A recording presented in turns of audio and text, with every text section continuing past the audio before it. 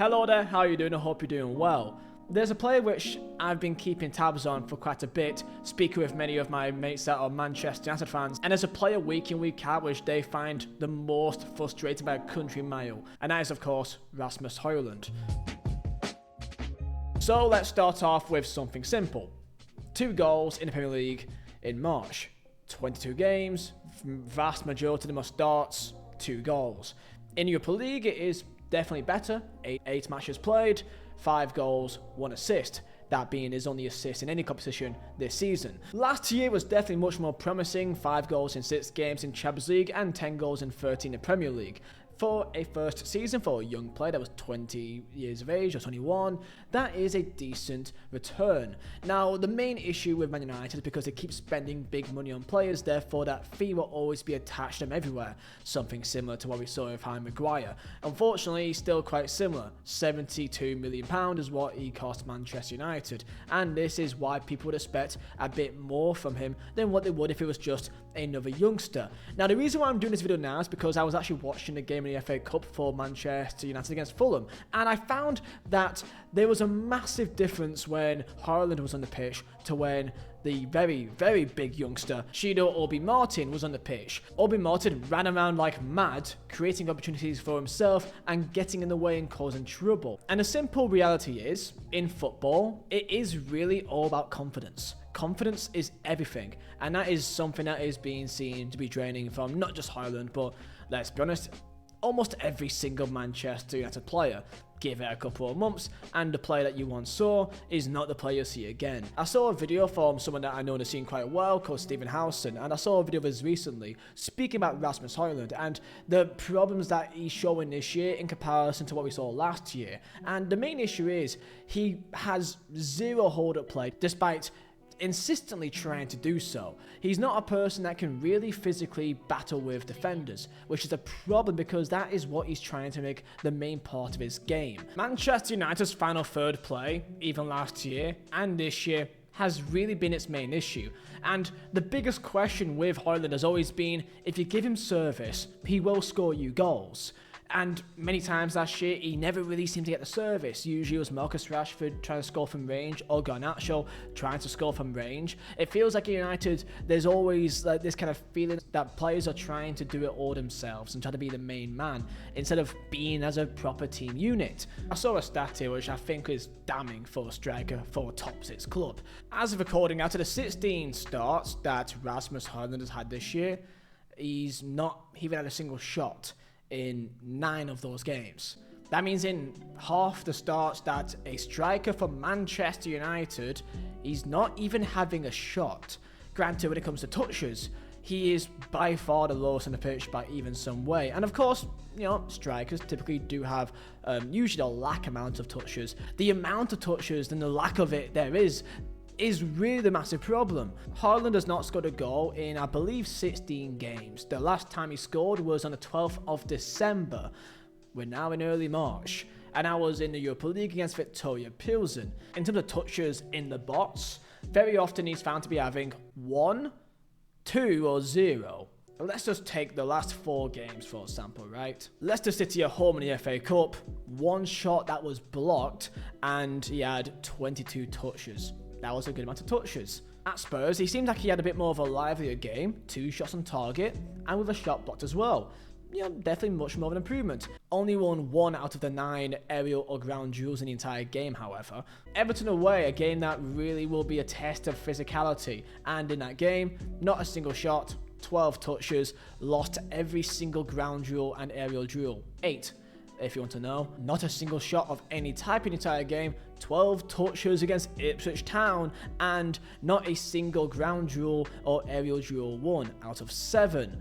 In that game, he only made 5 passes, by the way. Fulham in the FA Cup with only 1 shot off target, so he got a shot off in that game at the very least, with only 9 touches in 67 minutes, winning only 1 out of the 5 duels that he was in.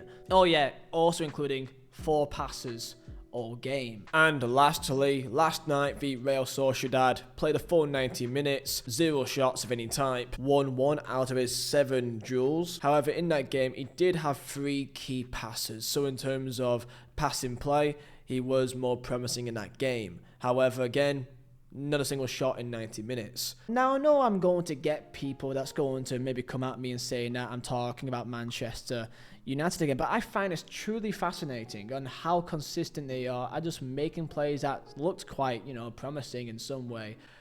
Just do this. Out of all the ground duels or air duels that he's been involved in, he's won about 8% of them, as what is meant to be seen as a physical striker. And you may say, well, he's not a physical striker, he should be getting in behind. The issue is, he's not. And that's the main thing that I saw when I watched the game against Fulham on the weekend. When Obi-Martin came on the pitch, these were stats in that game in comparison to Højlund. He had 3 shots in that period. 3 were, of course, big chances that unfortunately he missed because, well, he's a young player. Sometimes you got to take the good with the bad here. But in terms of that 18 touches, in terms of duels, he won 3 out of his 6 ground duels and 1 of his 2 aerial duels. So a 50% rate there. And all around, there was this energy that he created, this chaos that he created just by moving around.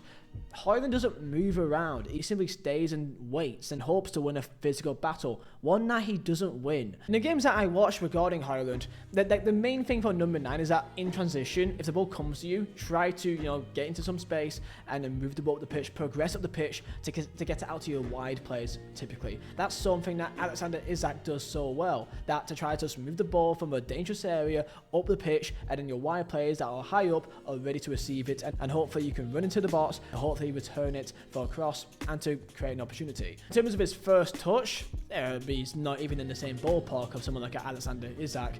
Very often the ball comes to him and it just kind of ricochets into some level of space, and he usually gets intercepted very often. So is the problem United or him? Well, maybe one side could be maybe United's problem.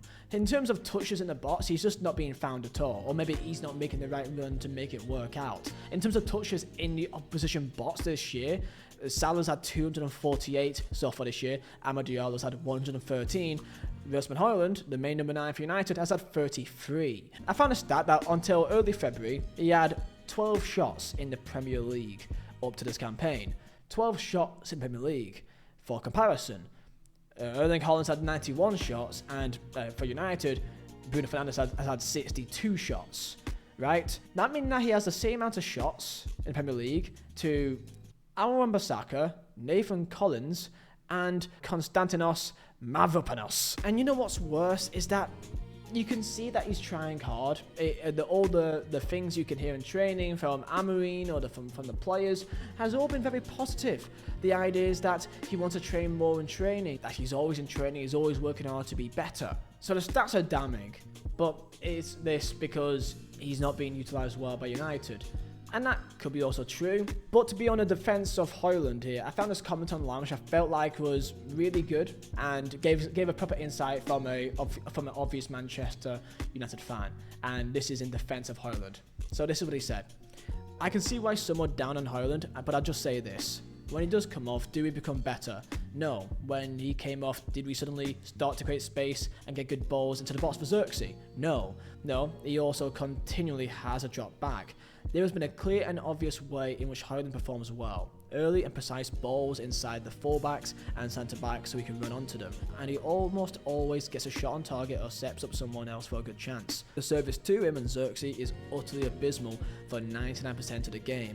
People mourn because Højlund doesn't win every battle with a big centre-back when the ball is hit up to him, hopefully, and usually airborne. Højlund isn't perfect, but let's not kid ourselves. Our midfield, which for all the things Ugarte and Fernandes can do, does not create chances for our strikers like other teams do. We play slow, boring football that's mostly easy to defend. It's only when we can counter we look remotely threatening, unless Højlund gets those balls, usually from Martinez, inside the channels. And you know what the thing is? I can guarantee you, the second that Højlund leaves United, he will suddenly start banging in goals. Like, that's almost a guarantee. He'll go off to somewhere in Italy or in Bundesliga, and he will just score. That's almost a guarantee. Tell me down below your thoughts on Højlund. I do really think that it's unfair that his fee will always be used against him. And also, I just don't think it's fair for a 22-year-old that, was decent at Atalanta, but definitely by no means was, like elite levels. Should just be expected to be the main number 1 at Manchester United, at the age that he is. I think they're asking a lot of him. So yeah, it's a tough one for him, I'm afraid. Comment down below your thoughts, and I'll see you next time. See ya.